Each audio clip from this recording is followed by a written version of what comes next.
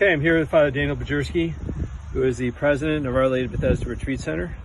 He's also the superior of our community here in DC, Legionary of Christ priest, and on the side he's a marathon runner. So Father Daniel has qualified for Boston yet again, which is the gold medal of marathons. He ran a 3:09 in New York City, which translates into a 7:14 per mile pace, which most of us would consider nearly impossible.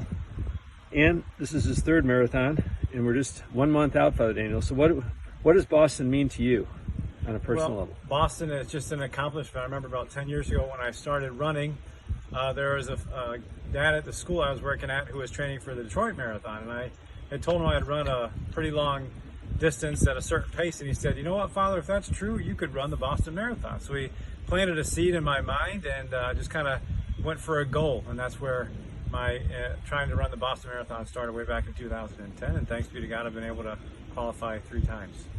And you know, as marathon runners know, you don't just show up for the race. It's been a long, soupy summer. We're here in DC. Actually, real feel is close to 90 today. Hasn't gone away in mid-September. So how does this soupy, humid, hot training over a period of 18 weeks help you on a personal level?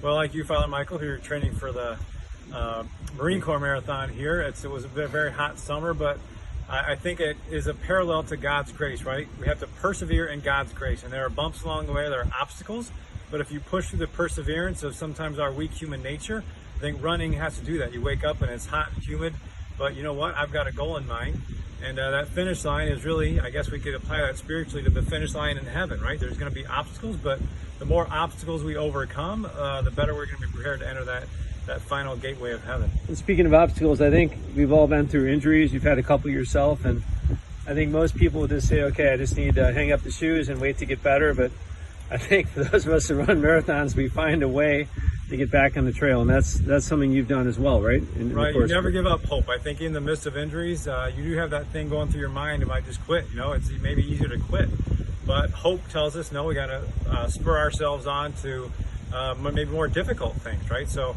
I just think it's a great way to foster the virtue of hope, both physically, but of course more deeply spiritually. When things go wrong spiritually, don't give up.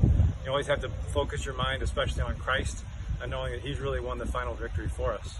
Are there any intentions you're going to be taking with you into this marathon coming up? Any thoughts? Yeah, sure. I have a lot. Certainly my family, the repose of my soul, my father, my mom right now, and all my siblings are first in mind. Of course, my legionary brothers and all the people I work with at Our Lady of Bethesda. But I might actually try through Our Lady of Bethesda to ask people for intentions for each mile, and I can write them down. I did that for, I did the Hartford Marathon a few years back, and I had asked people, give me an intention, and I can think for this certain mile, I'll pray for these intentions. So that's my plan for this race also. That's really cool. That's great. And I think it's helpful too for people to see that priests don't just pray, which we do, and help people and counsel and hear confessions, but we're also human. And some of us like the challenge of being athletic and pushing ourselves. So thanks for that example, Father Daniel. Thank you, Father Michael. And good luck. Good luck in Boston. Run. Okay. All right.